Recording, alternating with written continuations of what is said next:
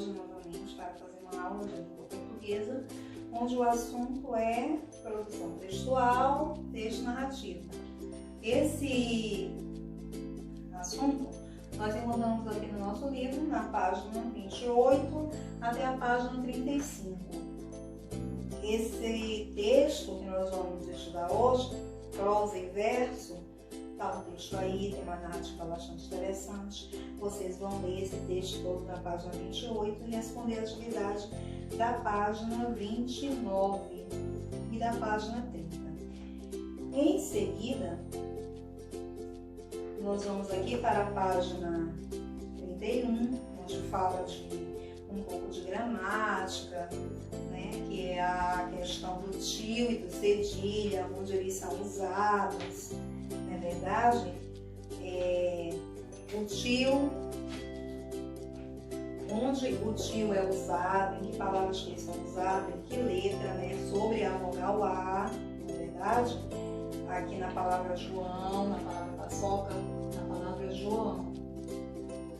O tio está sobre a vogal A e também nós vamos falar do cedilha, né? Que é esse tracinho aqui que vem embaixo do C, tá?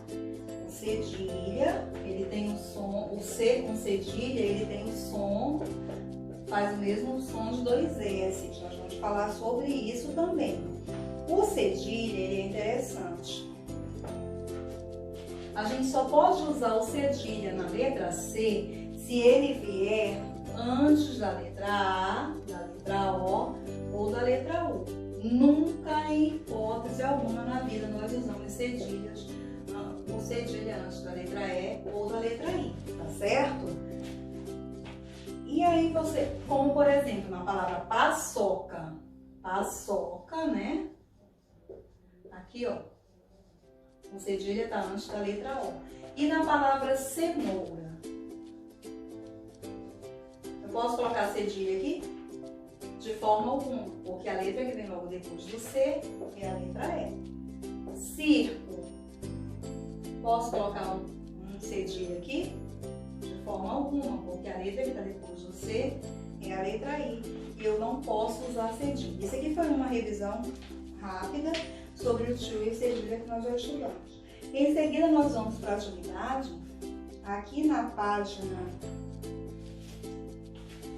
34, 33, 34, nós temos outro texto que nós vamos ler. Atenção ao consumo, história do dinheiro. Vocês vão ler esse texto, vão fazer a interpretação dele direitinho, que está aqui na página 34. Depois nós vamos ler também um pouco de dígrafo e encontro consonantal. O dígrafo são aquelas duas letrinhas que juntas têm um único som. O encontro consonantal já são encontros de duas consoantes.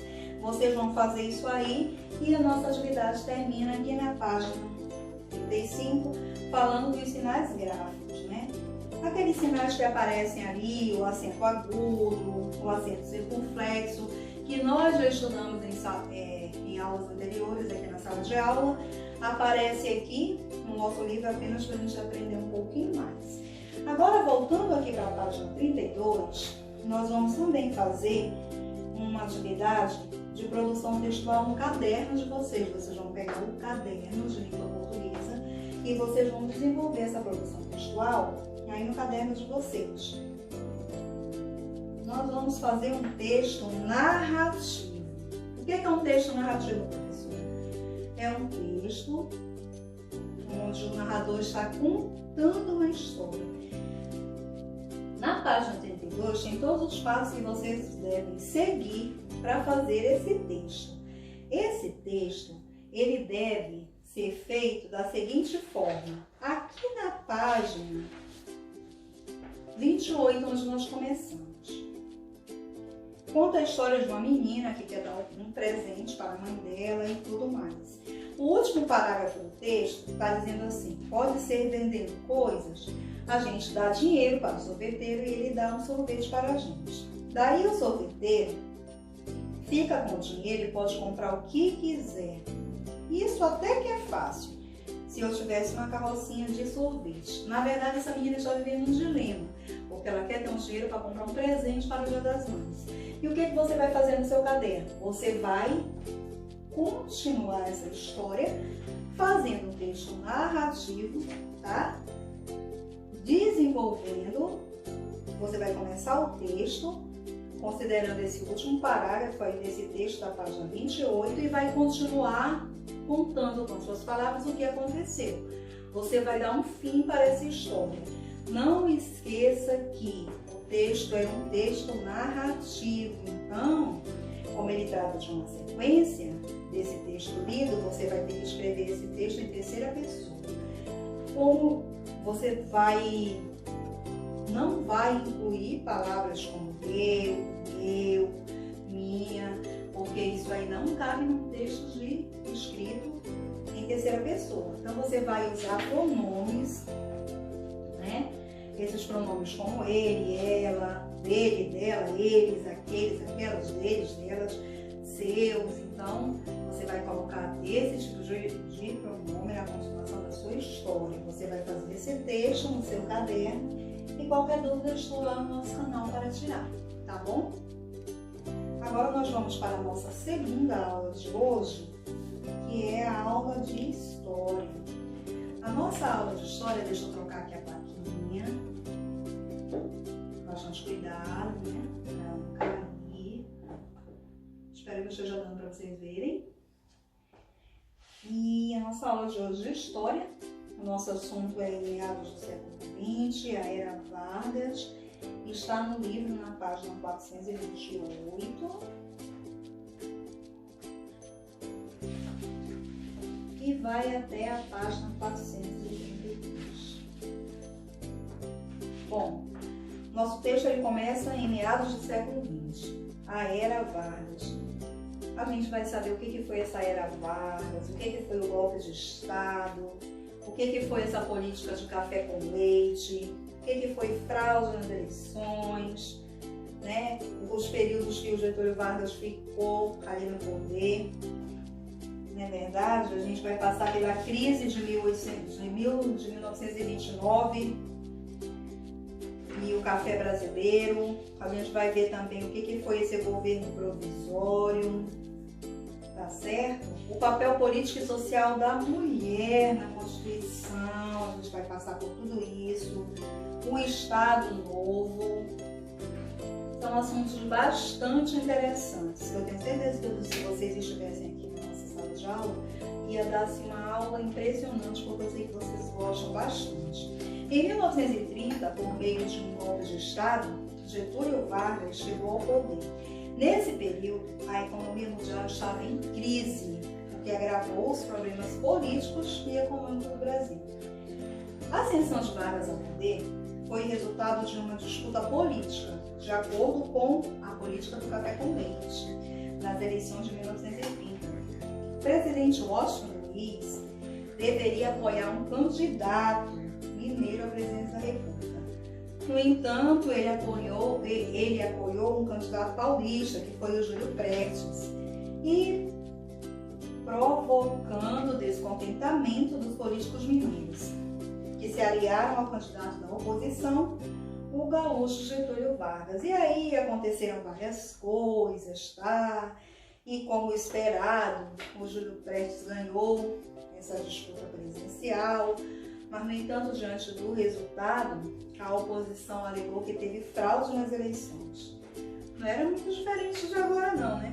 Os conflitos entre o governo e oposição ficaram mais intensos, foram se intensificando aí. Em decorrência disso, em outubro de 1930, um grupo militar, com o apoio popular, depois o presidente Washington Luiz impediu a posse de Júlio Prestes. Na sequência, o que foi que aconteceu? Getúlio Vargas, que era um dos líderes do movimento de oposição, foi empossado como presidente para governar temporariamente. No entanto, Getúlio Vargas foi o presidente que permaneceu mais tempo no poder em toda a história brasileira.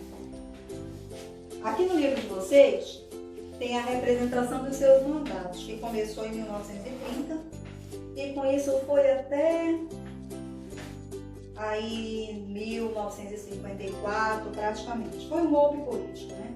E aí um golpe de Estado. E aí vocês vão ler esse texto, é um texto bastante interessante. Tem uma atividade na página 429.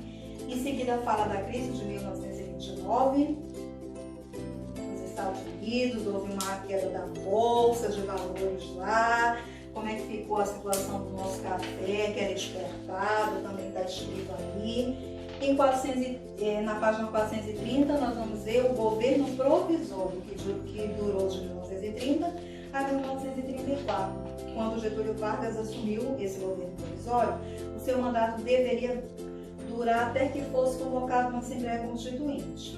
No entanto, após assumir o poder, Getúlio Vargas tomou uma série de medidas centralizadas, suspendeu a Constituição, limitou o poder dos estados, depôs governadores, escolheu pessoas de sua confiança para assumir os governos estaduais, entre outras coisas. Saiu aí fazendo vários mandos e desmandos.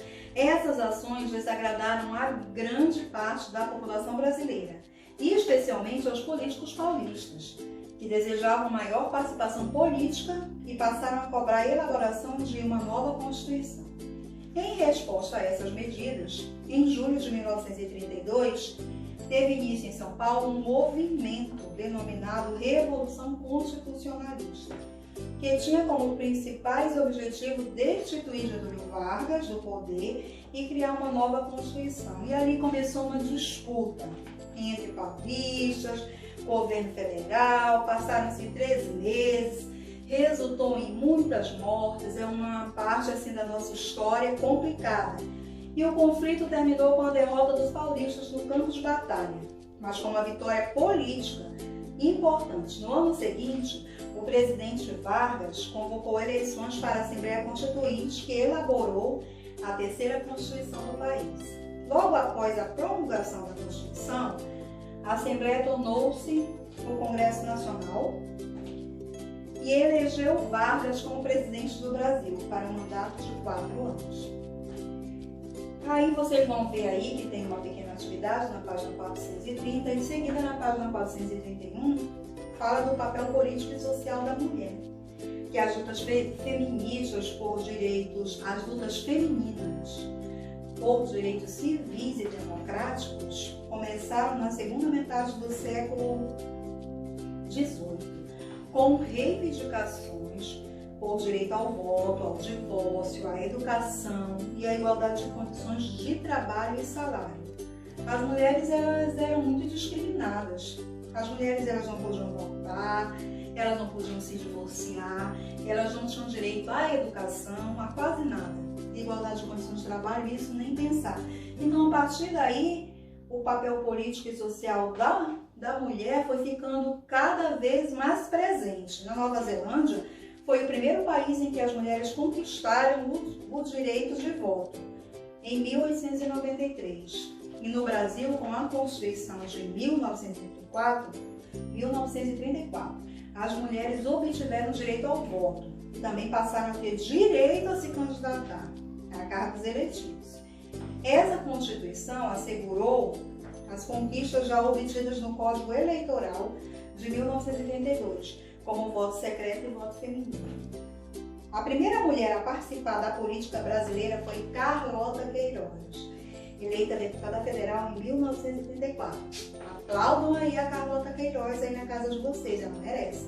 Carlota era uma pedagoga e médica e foi responsável pela elaboração do primeiro projeto para a criação dos serviços sociais no Brasil. Outra mulher que se destacou na política brasileira no início do século XX foi a bióloga e advogada carioca Berta Lutz. Ela foi a idealizadora da legislação relacionada ao trabalho feminino, que garantiu, entre outras coisas, o direito à licença maternidade. Olha só, que conquista, hein? E também regulamentou o trabalho das pessoas menores de idade. Apesar de as mulheres participarem da política brasileira desde o século XX, foi somente no século XXI, em 2011, que o Brasil elegeu a primeira mulher presidente da República, a Dilma Rousseff. Vocês já sabem disso, vocês já conhecem, nós falamos muito sobre ela nas nossas aulas. E aí vocês vão fazer aqui uma pequena atividade também, na página 431.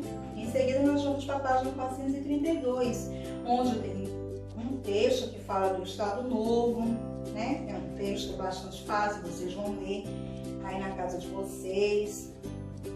Aí fala das estratégias que o Getúlio Vargas usou para ganhar o apoio popular. Ele decretou os direitos trabalhistas como o salário mínimo, estabeleceu aquele limite de carga horária, de trabalho diário que ia de 8 horas. Ele colocou o descanso semanal remunerado, carteira de trabalho, aposentadoria, férias anuais. E por causa dessas medidas, Vargas ficou conhecido como o pai dos pobres. É um texto bastante interessante, vocês leiam aí. Qualquer dúvida eu vou estar tirando no nosso grupo. Também aqui fala do Departamento de Imprensa e Propaganda, que é o DIP, que era uma coisa que era criada para controlar o jornalismo na época. Não podia ser escrito nada contra o governo. E esse DIP, ele fazia ali cartilhas falando bem do governo sempre. E tudo que os outros jornais queriam fazer, eles estavam ali para fiscalizar, porque nada podia sair do controle deles. Esse texto está na página 433, onde vocês também vão ler e tem uma atividade. E é como eu disse para vocês, é um assunto bastante educativo, é um assunto gostoso de ler.